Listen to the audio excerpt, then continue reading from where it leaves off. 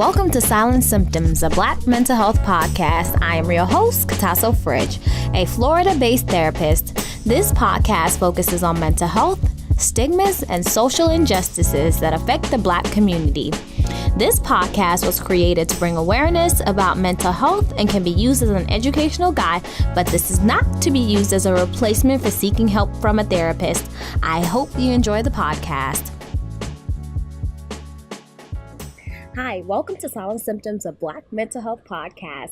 So today is January 1st, 2019, and I decided to do something different than what I usually do. I know I usually focus on mental health, but I just wanted to discuss how we can start the new year afresh on a clean slate and how to set ourselves up to be successful for 2019. Okay, so I'm going to give you 5 tips of how to make your 2019 successful. The first thing will be to start the new year off, have SMART goals. What I mean by SMART goals, the S stands for specific. So you have to be specific about the things that you want in the new year. So by specific, I mean, okay, if you are really into YouTube, you want to grow your channel or your own business, you need to be specific about what particular thing you want to grow.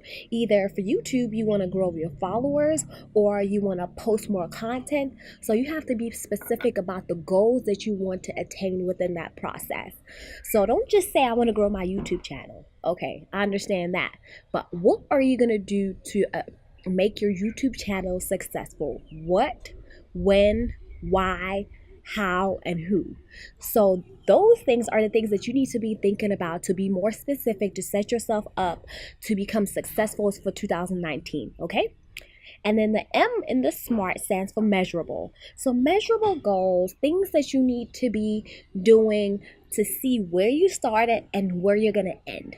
So for instance, if you're going to start working on your brand in January 2019, you need to see where you specifically started. So if you're starting YouTube with 5 followers, so you're going to set yourself up and say in 3 months, I would like to have at least 150 followers. Then in 6 months, I would like to have 600 followers, and then at the end of the year I at least have to have 1,000 followers. So you have to set the goals that are measurable so that when you look back a year later, so in 2020 and on the 1st, you'll be able to measure how far you've come. Okay. And the A stands for attainable. So make sure when you're setting your goals, they are attainable. Don't do things that are out of reach. And that's not saying that you shouldn't shoot for the stars. You need to do things that are realistic. So when the goals are attainable, something like saying that, you want to grow your YouTube channel. So if you have about 5 followers, then you are saying that by tomorrow you want to have 10. That's realistic and attainable. So you can't say today I start with 5 and tomorrow I would like to have 50,000. Is that really attainable? Yes, some people can do that, but you really have to think about things that are happening in life. Things just don't happen overnight. You have to be able to work for it. So make goals that are attainable for you and then you can measure. Okay? The R is relevant or realistic. So you need to do things that are relevant to what you want to do with your channel or whatever business that you have. So you have to pick your demographic and make it realistic for where you're trying to be. So you need to surround yourself with people who are trying to do the same things as you. Watch YouTube channels and do things, and surround yourself with people that know the thing that you're trying to get into. Read books. Look at relevant things that, occur in whatever you're trying to do. So, and then, you need to have something that is time bound. That's the T in SMART. Time bound. So you need to set yourself some timelines as to how you want to achieve that goal or when you want to achieve it. Just like when I said, like if you start today, January 1st, 2019, and then you're able to say, okay, I want to have this goal completed within 6 months. You're giving yourself a timeline, something to work towards, not just saying, I want to start my channel, I want to start my business without having a timeline.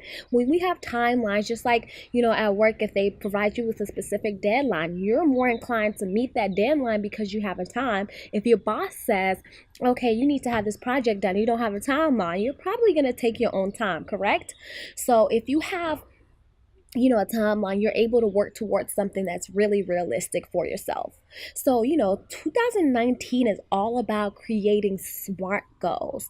So you need to make sure that whatever you do, your goals are SMART, things that are realistic for your world, and only you know what's realistic for you. So work on your own timeline and do things that are best for you, okay? And the second one for 2019 is setting boundaries. You need to be able to set boundaries for yourself and other people in your life. So reflecting back on 2018, just looking back at the things that you could have created more boundaries for, basically meaning that if, this is the year of the yes or the year of the no. And what I mean by that is that sometimes we tend to say yes to everything, and things that impede where we're trying to get to. If you have goals and you're putting other people in front of the things that you need to be doing, that's not really helpful for yourself trying to grow who you are, in 2019. So sometimes it's okay to say no. I know that it's hard to say no to our friends, our family members. Sometimes you have to miss out on that dinner because you have a deadline for your YouTube channel, for your business. Why not say no? There's nothing wrong with that. But when it comes to the point where you're just trying to put everybody else besides yourself, it's not really helpful to who you're trying to be. And also saying yes. Sometimes we become very selfish and don't think about other people. We like to, for people to give us things and we don't give anything back. Relationships are give or take. If you want people to always say yes to you, or people are always there for you, you have to also say yes. It's not always about ourselves, it's about other people too. So we have to be able to set boundaries, and when we set boundaries for ourselves, people know how to treat us, right? Also, and we also need to create boundaries on ourselves. We don't always have to say everything that we think, because sometimes we may hurt people's feelings, and as well as we have to reflect. We could always say what's going on with everybody else in our lives and how they're not treating us well, but how are we treating other people? That's something very, very important to also look at in 2019, setting positive boundaries and checking to see how we're treating other people. Okay, that doesn't necessarily mean that, you need to go all out all the time. You need to be sacrificing yourself. No, just think about a give or take relationship, okay? And the third one is decluttering. We always have to declutter the things that we've been hanging on to for a long time. Whether those things are from 2018 or 2017 or 2016, we have to find a way to declutter our life. If we constantly are bringing old things into our lives, it never really resolves itself. So, for instance, if you have clothes that you've had for 10 years and you can't even fit anymore, this is your opportunity to actually get rid of those clothes. Give it away to organizations that help other people. For example, the Salvation Army gives a good amount of their profit to other to veterans, homeless individuals. So look into organizations that are positive or close to your heart to give away clothes to, or we don't need our furniture anymore. Things that we really don't need. Look into your garages. Do you have a lot of tools that you haven't used? Do you have a lot of clothes? Do you have a lot of unnecessary items that we're holding on to thinking we may need it? So if you haven't used it in over a year, my specific thing I like to say, get rid of it. Why hang on to something that you really haven't been using? And also decluttering people in our lives that aren't really bringing something to the table. If they don't bring something to the table to make us better, why hang on to those people? And I'm not saying that you shouldn't have any associates, but if you're only hanging out with people who want to go out all the time, don't have any goals, that are holding you back, constantly nagging you about things, why hang on to those types of people? And that's not saying get rid of them, declutter. You could always love somebody from a distance. They don't always have to be around you. You could end up seeing that person if you go from seeing them every single day to once a week, and then eventually seeing them once a month, until you have that conversation with those people and say, hey, I've realized I'm trying to go to this place in my life. In order for you to come with me, you have to be able to bring something to my life just like I bring something to your life. Let's create goals together. Or you could also be the motivating factor for them to actually become better. So surround yourself with people who are positive and declutter and remove those people who aren't going to be positive in your life. And this is not the whole new year, new me, I'm going to cut these people off. I'm not trying to say that. But reflect. And if you have people in your circle that are doing great, no need to cut people off. No need to declutter those people. Just move on with your life and do the things that you want to do. Okay? The fourth one is find something that you like to do. Continue a hobby that you've continued for all those years, or find a new hobby. If you find a hobby, you're more likely to be stress free. And statistically, it has been shown, if somebody has a hobby or something that they like doing on a regular basis, they're less likely to have depression or anxiety, because when they're feeling anxious or depressed, they go to that hobby to help them out in life. So, if you find something that you really like to do, then always, always, always continue that thing in the new year. And make sure, if you're really into yoga and you're doing it once a week, why not do it twice or 3 times a week? That could be a good thing for you to try to de-stress, because we're all busy and things happen in life, but we always have to think about self-care, and having a hobby is self-care. Doing fun things, and sometimes it's also fun to incorporate people into your life who really, really like doing things that you like to do, or exposing them to things that they don't usually do. If you like hiking and your family doesn't necessarily like that, maybe invite them out one day and say, hey, let's try hiking one time. If you don't like it, you don't have to come with me anymore. That could be something, somebody else can fall in love with, and you guys can bond with that. So finding fun things to do, reduces stress. And when you're feeling stressed out, you can actually refer to that specific thing. And it keeps you occupied, not worrying about the real world and our day-to-day problems that we face. Okay? Number 5. This has to be my favorite one, because I'm super into this new lifestyle change. So I'm really, really shooting for everyone to actually get this together. So the 5th one is get your health in check. And what I mean by your health in check is that, people want to start off the new year healthy and they want to go to the gym. That's when the gym and Whole Food stores get the most amount of money, because people think that they're going to begin the new year, starting on a new leaf, and they're going to go to the gym, get their body in shape, and everything's going to be kosher. Fine. There's nothing wrong with that being your New Year's resolution. However, this has to turn into a lifestyle. It's kind of hard for people to get into the mood of a gym because it's so difficult. If you don't know anybody that's really into the gym, it's hard for you to start by yourself and trying to figure things out.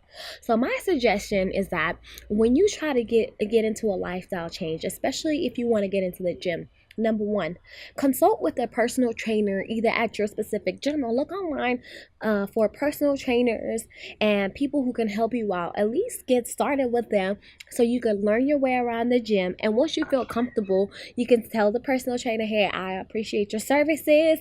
I think I have the swing of things and I would like to pursue this thing by myself. There's nothing wrong with that. But don't start, working with a personal trainer and you say a month later you know what you're doing. That's really unrealistic. Just try to do it for like 2 to 3 months and see how that helps your body, your transformation. And personal trainers also usually help you with the food meal prep and what things you need to be focusing on as far as your health, the type of food you need to be eating, things you need to stay away from. Nutrition is really, really important when going to the gym or trying to make a lifestyle change. Perhaps if you're not trying to go to the gym, you just want to change how you eat. What really helped me when I was transitioning from, eating meat to become a pescatarian, and then now I'm really focusing on vegetarianism. So I really looked at Pinterest and YouTube. And there was an app also called CookPad, but I didn't use that one a lot, but Pinterest and YouTube were my holy grail. There are a lot of people who actually spend time trying to help others, create a lifestyle change. They have meal prepping videos, or, if you want to learn how to cook a specific thing, if you want to transition into veganism, all those things are available for you to look at and do. So give yourself a chance and don't, feel discouraged. It's not going to be easy. Let's say you have a slip up and don't go to the gym for a day. That's okay. You could go back tomorrow or the day after, and just be consistent. It takes 21 days to form a habit.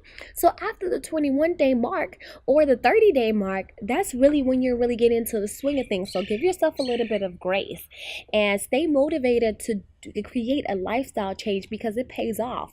You'll see a lot of weight loss, or you're going to be able to build muscle. And if your physical health is not aligned, your mental health really isn't either. And what I've noticed, when I'm in the gym, my mental health is on point. When I'm not in the gym, I find myself all groggy, tired, irritated, not feeling like myself. So now I go to the gym. I'm like, who is this Kay? Like, who is she? I feel like myself. And if you're going to take care of your physical health, please also take care of your mental health.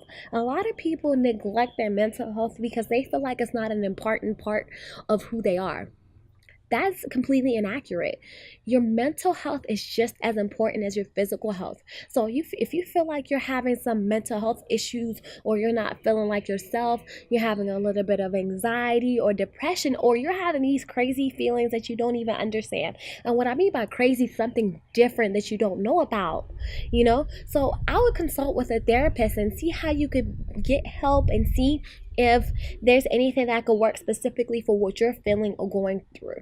And don't feel like, there's something wrong with you if you go to a therapist. That is one of the best investments somebody can make, is on their mental health. Because when your mind is together, everything in your life is together. Your relationships with other people are better. Your job skills are better because you're able to focus more and do the things that you need to do. So just take that into consideration when you start 2019. And this is just for you to, try to branch out and do different things, and think about, purchasing a journal to start your 2019. And currently I'm actually in beautiful South Africa. So as you can see, I'm in my auntie's backyard. So I'm really enjoying my time here, and this is part of my self-care, and I'm starting off the year right. And I'm really excited to see what Silent Symptoms has to bring to everyone. I'm going to be trying to post more, incorporating, more lifestyle videos and things that will help your mental health.